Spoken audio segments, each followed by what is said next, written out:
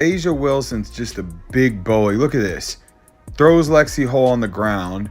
Everything she does is illegal. Look at this one. A moving screen and then pushes Lexie Hull. You think they ever call a foul on A'ja Wilson? A'ja Wilson just threw Lexie Hull to the ground like a rag doll. And the referees?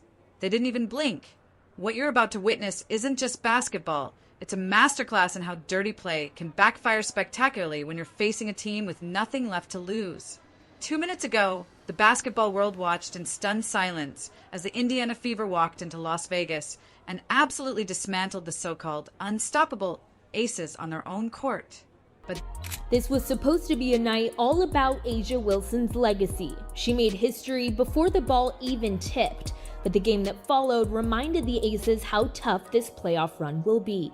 The Indiana Fever have pulled off the upset, the 6th seed, beating Vegas 89-73 to take game. This isn't your typical underdog story. This is about how A'ja Wilson's bullying tactics and the referees' shocking negligence turned what should have been a coronation into the most embarrassing night in recent WNBA playoff history. Picture this. It's supposed to be A'ja Wilson's night. The newly crowned MVP, trophy gleaming under the Vegas lights, ready to remind everyone why the Las Vegas Aces are back-to-back champions. The media had already written Indiana's obituary. 6 players injured, including their superstar A'ja Wilson and the Las Vegas Aces lose Game 1 on their home court to the Indiana Fever, 89-73. The Indiana Fever were in control of this game from start to finish. There was a small little patch there in the third quarter. Caitlin Clark watching helplessly from the sidelines. The basketball world collectively shrugged. This was going to be a massacre, right? Wrong. Dead wrong. From the very first possession, something felt different. A'ja Wilson wasn't just playing physical basketball. She was playing predator. Every screen became a body slam. Every rebound turned into a wrestling match. And poor Lexie Hull? She became Wilson's personal punching bag. We're talking about moving screens that would make an NFL linebacker proud. Elbows flat. We started saying, are the Aces gonna come back? But Kelsey Mitchell and Odyssey Sims said, no, they're not going to come back. Not at all. When the referees weren't looking, and straight up shoves that sent Indiana players crashing to the hardwood. The most infuriating part? The officials acted like they were watching a completely different game. But here's where the story takes a delicious turn. Coach Becky Hammond had the audacity, the absolute audacity, to go on record before this game saying Indiana hadn't seen the real Aces yet. She dismissed their regular season losses to the Fever. You actually just referenced it twice. It is Indiana. Dropped 2 of the 3 games to them this year, but you haven't seen them since late July. What excites you about that matchup? That they haven't seen the real Aces yet. They caught us when we were at a bit in turmoil. Not only that, they flukes, claiming Vegas was in turmoil during those matchups.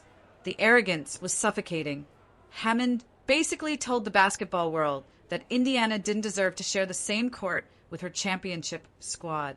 Those words were about to age like milk left in the desert sun. The media ate it up, of course. Every analyst, every expert, every talking head painted Indiana as sacrificial lambs walking into the slaughter. The narrative was set in stone.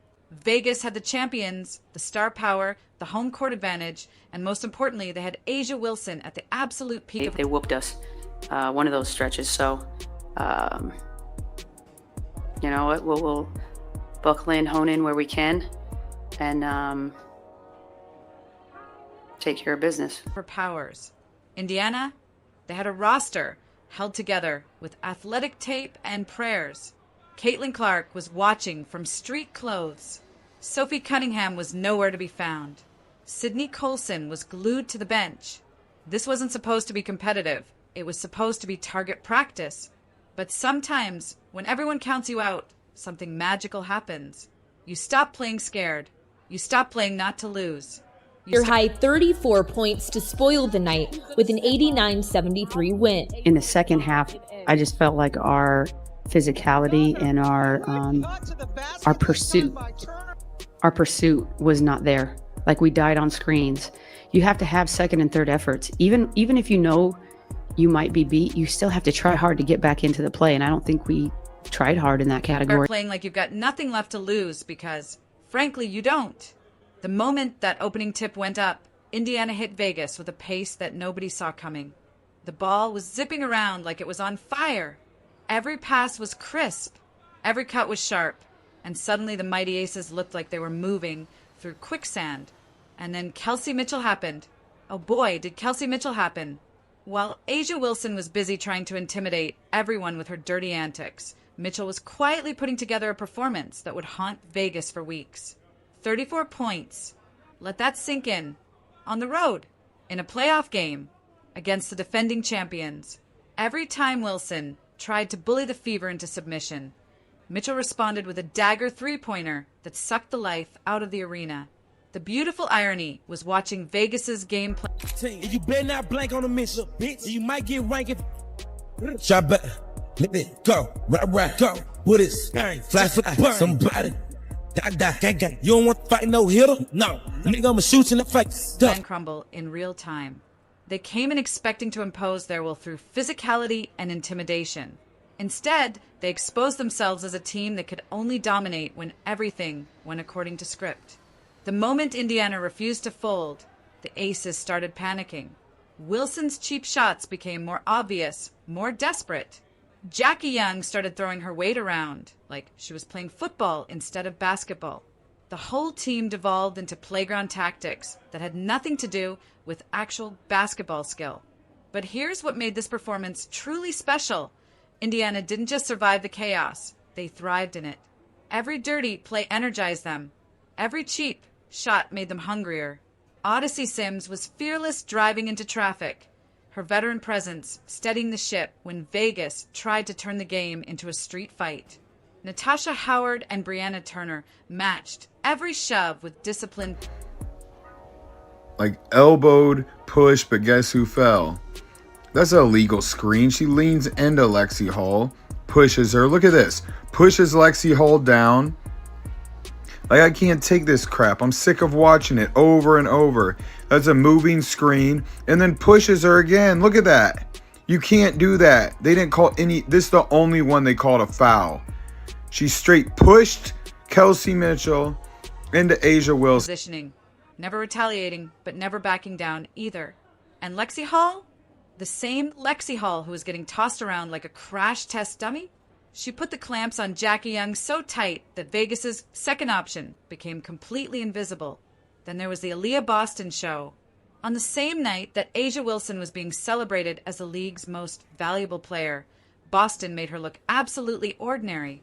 Every time Wilson tried to establish position in the paint, Boston was there first. Every spin move was anticipated. Every post-up was contested. Wilson finished the night shooting 6 for 22. 6 for 22. Looking more frustrated with each missed shot. The contrast was stunning. Boston playing with poise and intelligence, while the so-called MVP was throwing tantrums and begging for calls.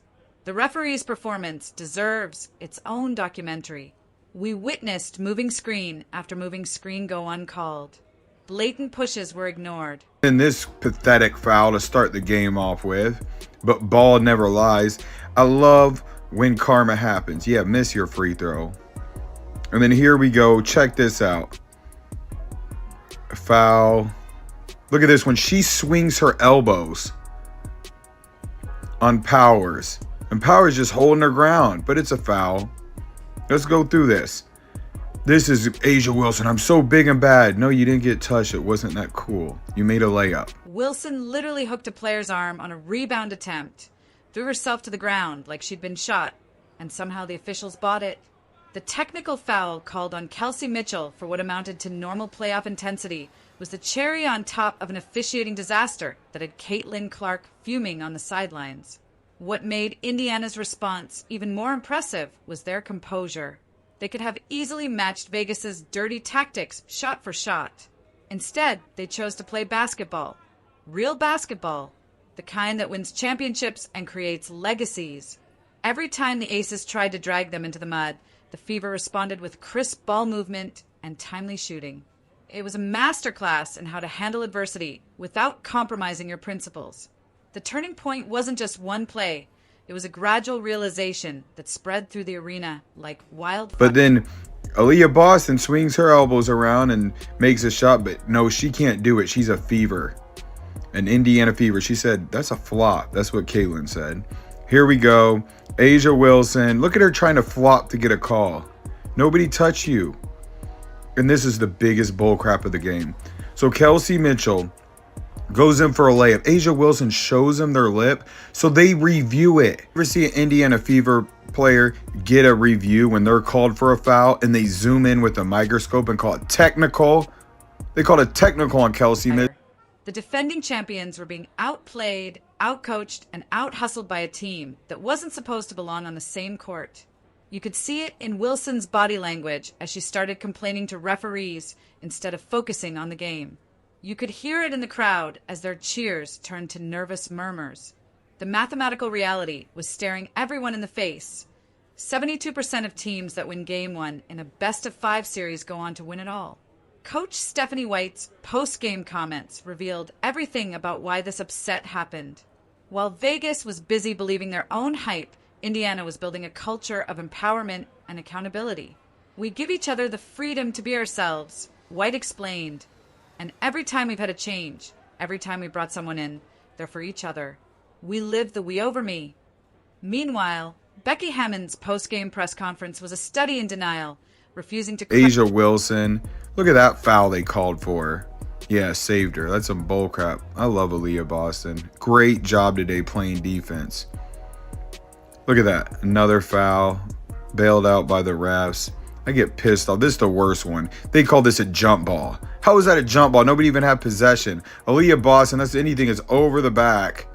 Not a jump ball. Credit Indiana's defense or acknowledge that her MVP had been thoroughly outplayed by a second-year center. The immediate aftermath tells you everything about the series' new trajectory. Vegas, riding 18 wins in their last 19 games, suddenly finds themselves in completely unfamiliar territory. They've been embarrassed at home, their MVP has been neutralized, and their coach has admitted they couldn't match Indiana's urgency.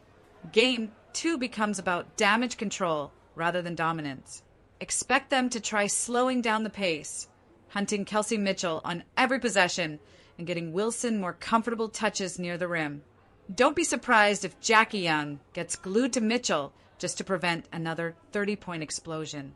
But Indiana, they're playing with house money now. Every possession is a bonus.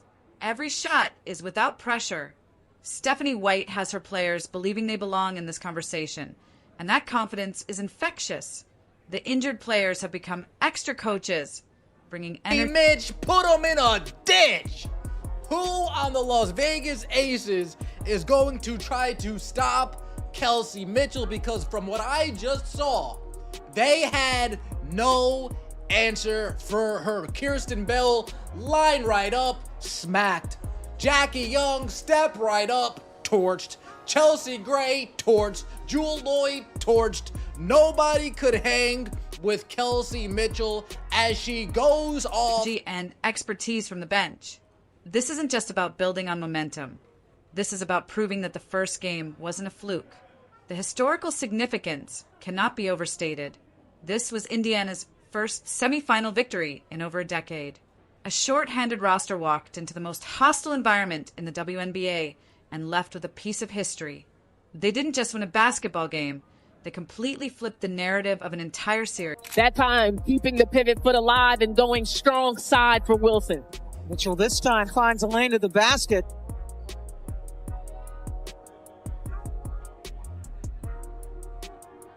Inside to Turner. Nice look from Mitchell, which follows 5 Eastern time on ESPN. Mitchell. Lot of arc on that and a couple of bounces. Look human. On the court where Vegas was supposed to send a message, Indiana delivered one instead. One more win in Vegas, and the Aces will be staring elimination in the face back in Indianapolis. The The team that was supposed to cruise to another championship suddenly needs to win 4 of the next 5 games, 3 of which might be played in a building where the crowd will be absolutely rabid for revenge. The pressure has completely shifted, and champions aren't built on pretty trophy presentations.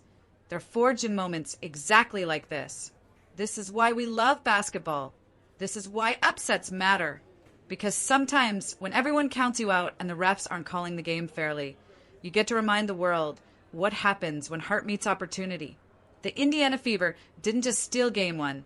They announced that this series is about to get very, very interesting.